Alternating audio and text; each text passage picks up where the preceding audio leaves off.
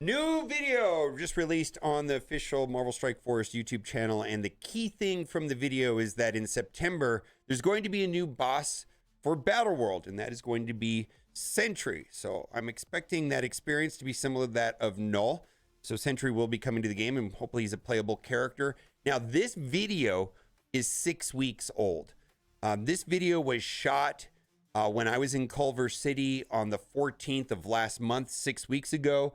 So there is nothing, and I mean nothing, in this video whatsoever about overpowered. And I think what the community really wants right now, like if you go and look on Reddit, is some sort of conversation about overpowered, because that is definitely the focus right now from what I can see in the hotspot in the community's mind. Now, that being set aside, there are some actually pretty positive things in this video.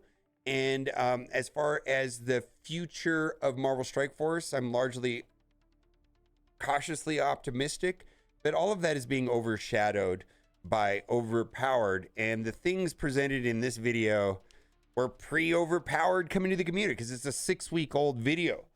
And we're just going to go over some of the things. The one thing before I talk about any of this is I feel like there are a lot of great concepts in this video. I feel like the intent of these concepts and what they're supposed to accomplish are great. My issue is implementation, and I think Battle World is a big example of poor implementation. In this video, they talk about the development cycle on Battle World was almost 2 years, and what a disaster that was. And so they're talking about doing a different development cycle, which essentially means getting things out to the community faster and then kind of leaning on us and being beta testers, which should be better than the Battle World experience. But I think a lot of players don't really like this idea that we're paying to be paying to be beta testers. So big shout out to Big Spartan. This is going to be an outline of what was discussed in the video, and I'll have my commentary along with this. Their intent to make war and CC rewards more important again, to add seasonal shop currency intel. So I've been talking about this. A lot of people said, well, where did you infer that? And I think it was because I was there when this video was shot. The idea of Cosmic Crucible and War when they came to the game is that currency was important. You wanted war currency, you wanted Crucible currency, because that was the way that you were getting new characters. That has been lost because of neglect over the stores and the accumulation of currency, to the point that they were unwilling to put anything useful into those shops because we had stockpiled and hoarded. And it's completely a self-made problem. So this Intel store and this shop currency should move back to the original intent of War and CC, where if you play well in War, you play well in Cosmic Crucible, you'll be awarded this seasonal shop currency intel, which is similar to that, to the X coins. We're going to talk about that here in a minute, because that shop is going away within this week. So I think that's a good change, right? And like I said, a lot of this is completely overshadowed by overpowered at this point. They're trying to make changes to War, make it less of a micromanagement thing, moving emphasis away from team counters towards which rooms to attack. Now, it's interesting. A lot of the things that they were talking about when I was back at the Scopely headquarters in the context of this was reversing a lot of the changes that were made to War. Like, they wanted to go back to having what rooms you attacked in what order mattered more. And one of the other things they talked about is that the boosts largely felt meaningless. So like, those were systems that were in the War from the start that got removed under different leadership. And now I don't think they want to move it back to the old way, but they definitely want the intent of the original system to go back, and how they're going to do that. Largely the conversation that I heard about changes being made to War to make it more of a micromanagement thing, which sounds good right here, but the specific recommendations that they were saying when I was there with Scopely were terrible. They were absolutely atrociously bad. And so this is one of the parts that I am beyond skeptical that will be good is the war changes. The war changes I heard back there were awful. I can't express to you how horrible some of the changes I heard that they wanted to do. So we will see. We will see. Sentry Void, again, confirmed to be Battle World 2 bosses around September. And they want to bring special ops back, overhauled, to have more engagement. And I feel like special ops is a bad word, and I think they would have been better served to rename whatever they wanted to do to something else, because I don't think it's going to resemble anything like spec ops, and they would have been better served to call it something new rather than use the spec ops word, because this was not well received. They want a better way for the individual player to manipulate Battle World's difficulty mentioned in pack scourges. Fine. Roguelite is meant to be extremely replayable with different paths, combat mods, and hundreds of different enemy conversations based on defensive player versus player teams. Yes, it's going to be procedurally built. I played a very stripped down early proof of concept version of roguelike, and I thought it's a great idea. Again, comes down to implementation, right? If they can implement it. But the intent and the design and the purpose that it was going to serve was all favorable, and the gameplay that I experienced firsthand was quite good.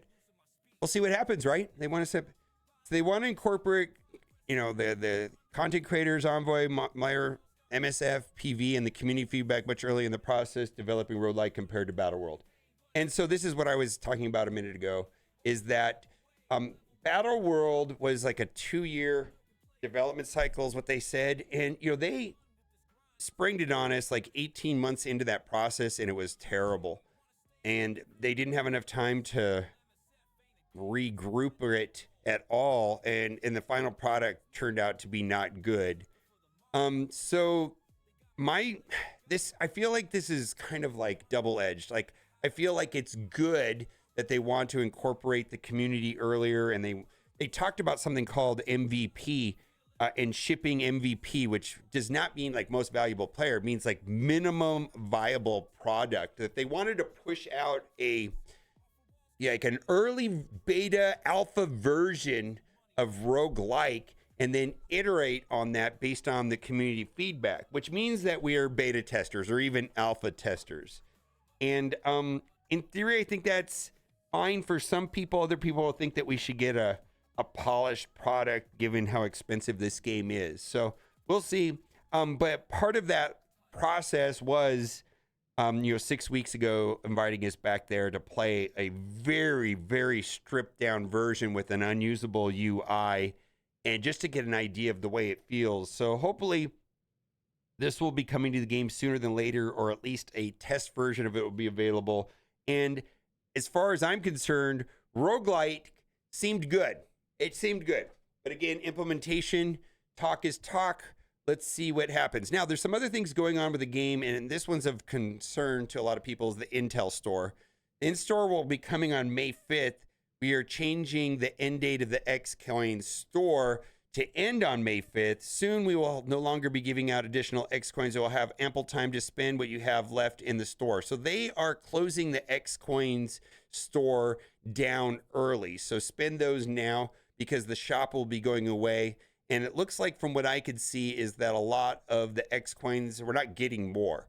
So the Intel store should be a good change based on the multiple videos. I think we've had a total of 4 videos about it and a live stream, and they've presented what it's going to look like. And a lot of people say, should I be opening orbs or doing this? Well, the way they've said it multiple times in this video is that there's not going to be any downside to the legacy currency, the shop currency. In fact, I've come up with situations where I think it may alleviate some of the crunch on Gear Tier 19. Not so much other things, but Gear Tier 19 may not be as scarce once this system is implemented. We will have to see. Again, implementation, cautiously optimistic. Updates went live for the Thunderbolts team today, which inadvertently changed Taskmaster from using 3 fully crafted gear pieces, 20 into 5 fully crafted pieces. They fixed this issue for players that upgraded Taskmaster after the update today. There will be compensation for funding skill gear tier pieces. All right, again, implementation, right? Implementation. And yes, right now, the reworks for the Thunderbolts team, I thought I had a picture of it, are live. And so you should see massive stat increases to Taskmaster and Ghost. I've not fully tested the ISOs. This is by no means an ISO recommendation, but just mentioning that the stat reworks for Taskmaster and Ghost are live in game, and we should be getting access to the Thunderbolts, I believe, with Victoria Hand later this week. I'm still working on my tier list. Video for that should be out shortly, and then I will publish this infographic. There is a new promo code, Yelena. Yeah, it's pretty good. You want to do that in game. Also, there were some pretty severe power outages in Spain, France, and surrounding areas experiencing significant power and data outages. We want you to know we're thinking of you. Small token of support for the impacted, and in thanks to our global community. A bonus shipment of supplies have been sent to everyone, including a free 7-day login streak token. I think that's a bad system. If someone was thinking about quitting or on the fence of quitting, missing a day because of like a family emergency or something like that, or obligation at job, and then to come back and have to manually play raids as a penalty would be the end of the game for someone like me if that was my circumstances. I wish they would just get rid of that. Don't think it is productive in any way whatsoever. Also, there is a change to the Strike Store. It was in the data mines that was where we were going to get access to Old Man Logan's diamonds. That data mines are not gospel. Let me tell you that it did not happen. And my best guess, and I think they said it, is that Old Man Logan diamonds are going to be in the Intel store, which is coming later in the next couple of weeks. But there is a new orb in the Strike Store now. The Strike Store is for it's a paid currency that is awarded when you buy things on the web store, and then you get this strike currency. So if you've spent money, there is a Strike Store, and it's actually kind of hard to find. I think a lot of people forgot that they even have this, but if you go into offers, you'll see that there's a Strike Store. Now, there's a new orb. I looked at the orb and examined the contents, and it wasn't of high interest to me. I think we were hoping that Old Man Logan would be here, and that is not the case. There was a bug fixed. The interaction between Null and Apocalypse now is working correctly. Apocalypse ultimate ability says become empowered on empowered fill speed bar for self by 100% plus 10% for each horseman ally. This was happening, and now it is working correctly. I was using Apocalypse in the arena, and there are reasons to use Apocalypse in the arena, but because now this is working correctly and this speed bar is not happening, some of the teams that I was using on offense are no longer working. Yes, there are significant advantages to using Apocalypse. Most notably is the max health and extra damage that he gives his allies, and then also he lowers the focus of the first enemy to take on the first turn of the match by 200%. So there was a situation where that was impeding Mephisto's ability to take the taunt away from Gladiator. But again, that's a fix. A couple people have been of interest to this offer right here, $3 for 500 power cores. This is not of high interest to me. I'm typically placing within the top 20 in my arena every single day. Awarding out, I think if I in the 11 through 20, it's like 450, and if I'm in the top 10, you get 500. But some people are interested in this. I believe this is a better value than what they've had in the past. Lastly, there was a post here about challenges. I don't remember how long it's since they've updated challenges, and my expectation is that they're going to be moving away from this system. It's considered to be a legacy system, and I have heard nothing. In fact, I think I've heard that they're not going to update this. It's not going to be going on. And then lastly, I just wanted to acknowledge that a lot of people are really upset about overpowered, and rightfully so. And for me, I'm glad to continue see these posts on Reddit. I hope they are able to address it. I think there was a need for something in the game, but I don't think overpowered was the right way of approaching the problem. And secondly, the problem was solely created by them. So I don't know if I have a lot of sympathy for that. Anyways, let me know what you think in the comment section. Bye for now.